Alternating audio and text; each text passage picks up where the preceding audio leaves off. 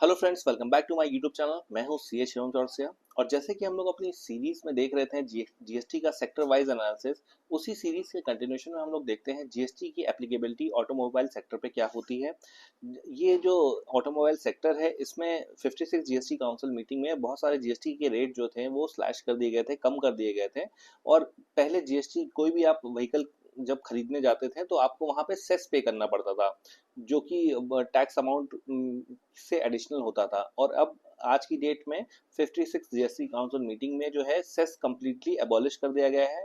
अब कोई सेस नहीं लगता है, अब सिर्फ रेट है। 5% का एक रेट लगता है, और 18% का एक रेट लगता है, और 40% का एक रेट लगता है। बस ये 3 रेट लगते हैं। तो आइए हम लोग देखते हैं सर क्या क्या रेट एप्लीकेबल होंगे कौन से व्हीकल पे। सबसे पहले हम लोग देखते हैं सर रेट हमारे क्या चेंज हुए हैं। अगर हम टू व्हीलर कोई व्हीकल लेते हैं और वो 350 सीसी से कम का है तो पहले 28% का जीएसटी लगता था, अब जो लगेगा वो 18% जीएसटी लगेगा।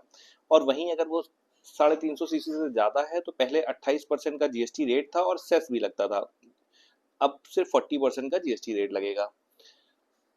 अगर हम कोई स्मॉल कार लेते हैं जिसकी लेंथ जो है 4 मीटर से कम की है, स्मॉल इंजन 1200 mm से सीसी से कम की आपकी कैपेसिटी है, तो पहले क्या था कि आपका 28% का जीएसटी था और 1 से 3% का सेस लगता था। अब सिर्फ 18% का रेट आपका लगेगा। जो भी आपकी स्मॉल कार है, जैसे कि आपकी छोटी नेक्सॉन हो गई, ये 4 मीटर से जो भी आपकी कम हो गई, सोनेट हो गई, उन सब में अब 18% का जीएसटी लगेगा। पहले 28% लगता था 22 सितंबर 2025 से पहले पहले। फिर अगर मिड या लार्ज एसयूवी आपकी है तो पहले क्या था कि 28% का तो जीएसटी आपको देना पड़ता था और 15 से 22% आपको सेस के तौर पे देना पड़ता था। अब जो है सिर्फ 40% के रेट देना पड़ेगा जीएसटी का। फिर वहीं आप अगर इलेक्ट्रिक व्हीकल लेते हैं तो पहले भी इसमें 5% का रेट था, अभी भी इसमें 5% का रेट कर दिया गया है। लेकिन जो फ्यूल सेल होते हैं उस केस में पहले 12% था और अभी 56 जीएसटी काउंसिल मीटिंग जो हुई है उसमें 5% ये रेट कर दिया गया है। कमर्शियल व्हीकल होते हैं वहां पे भी पहले 28% का रेट था, अब जो कर दिया गया है 18% का रेट लगेगा कमर्शियल व्हीकल पे। ट्रैक्टर जो है 1800 सीसी से कम के वाले जो है पहले 12% का रेट था, अब सिर्फ 5% का रेट लगेगा।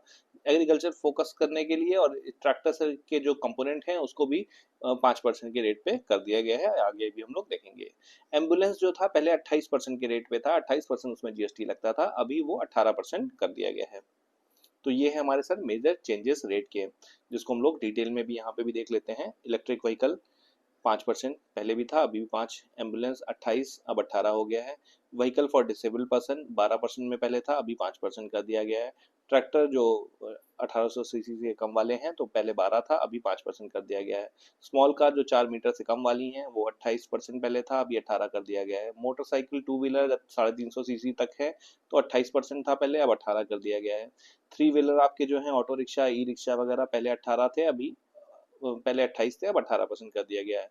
कमर्शियल व्हीकल जो ट्रक्स लॉरीज पहले 28 थे, अब 18% कर दिया गया है। Buses and coaches public transport वाली जो होती हैं वो 28% थी, अभी 18 कर दिया है। मेजोरिटी जो है सारे 18 कर दिए गए हैं। और ईवी से रिलेटेड है या डिसेबल्ड या ट्रैक्टर वाली वो चीज़ें हैं तो वहाँ पे 5% कर दिया गया है।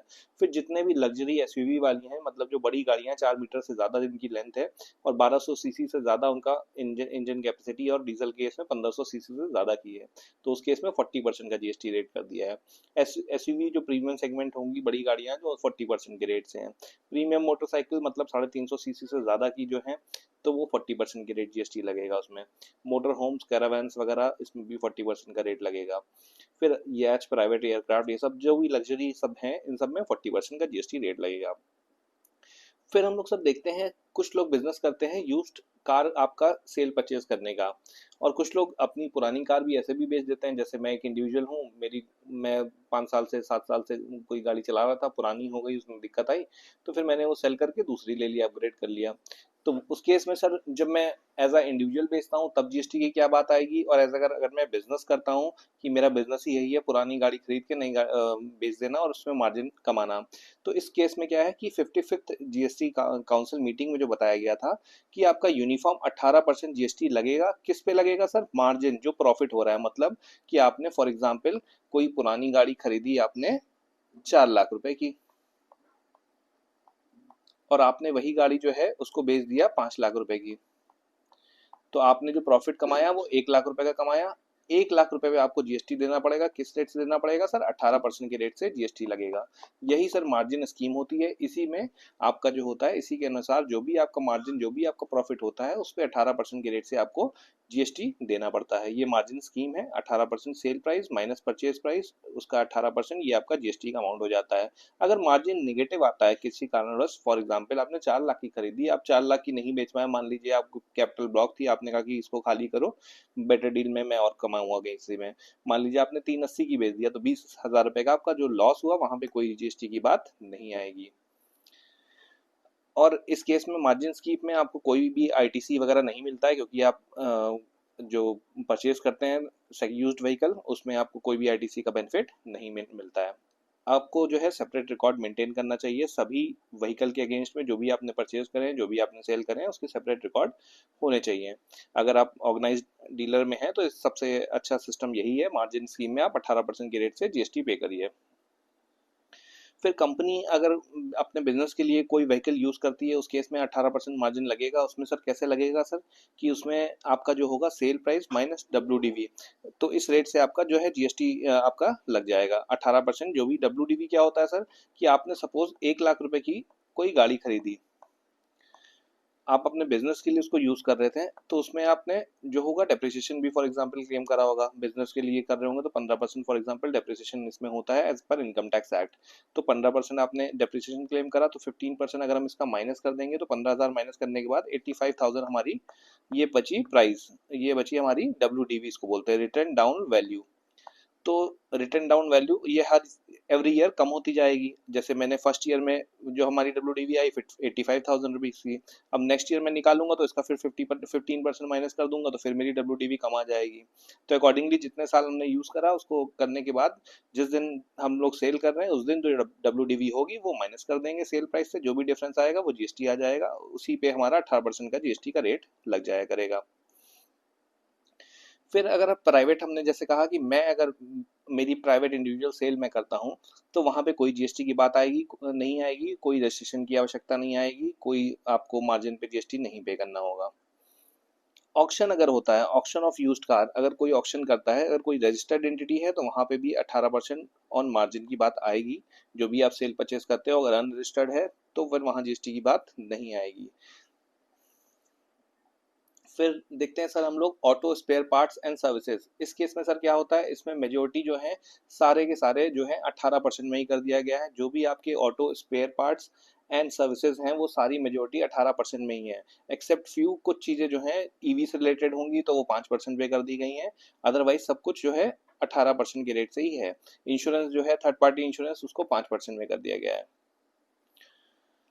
फिर ईवी से रिलेटेड हम देखते हैं सर कि ईवी के क्या क्या बेनिफिट हैं। अगर आप ईवी लेते हैं तो आपका 5% जीएसटी लगेगा सबसे पहले। वहीं आप अदर लेते हैं तो जहां 18 से 40% का रेट रहता है।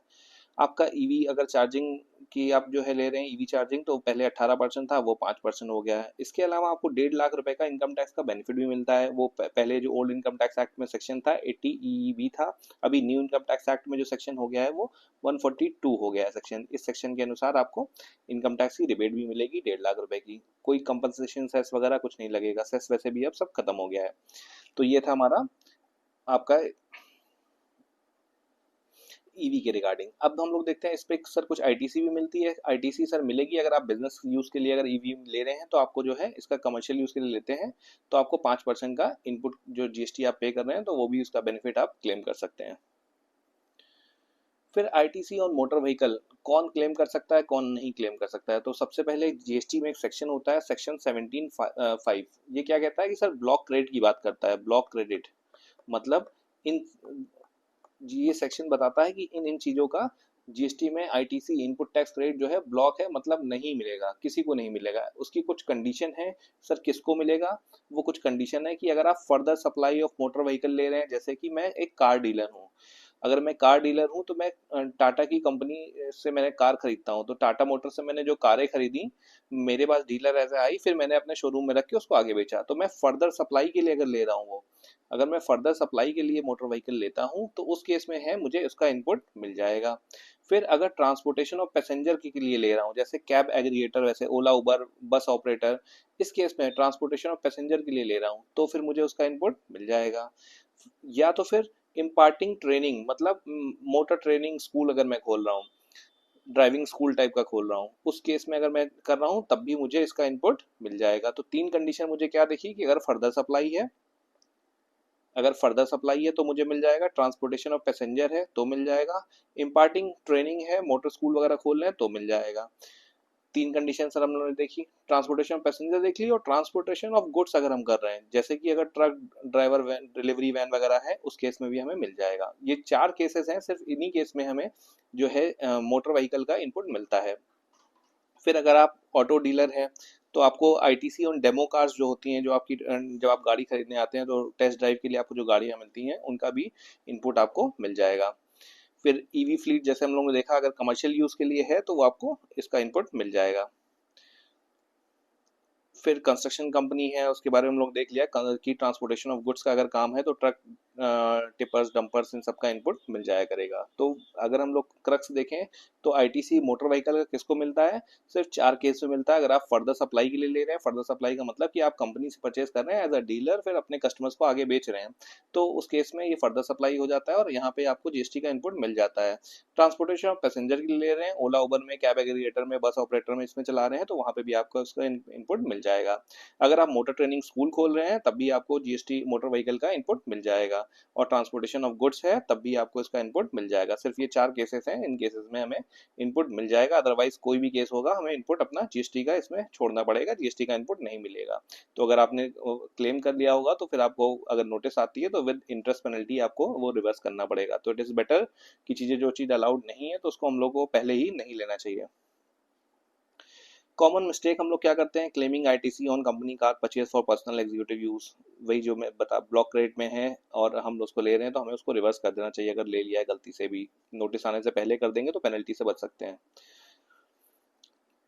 फिर स्पेयर पार्ट्स में जैसे हम लोग देखा कि अब 28% का नई रेट है और हम लोग गलती से 18% लगाते हैं। सितंबर 2022, 22 सितंबर 2025 से लेकर के जो रेट ये हो गया है 18% का हो गया है। यूज कार के केस में जो है 18% जीएसटी लगेगा, और मार्जिन जो भी हमारा मार्जिन है उस पर 18% का जीएसटी लगा करेगा। मार्जिन स्कीम हम लोग ने देख लिया। ईवी कंपोनेंट जो है, ईवी का सब कुछ है जो 5% पे कर दिया गया है। पहले जो था आपका 18% था, ईवी स्पेयर पार्ट वगैरह, ईवी का सब कुछ जो है 5% पे कर दिया गया है।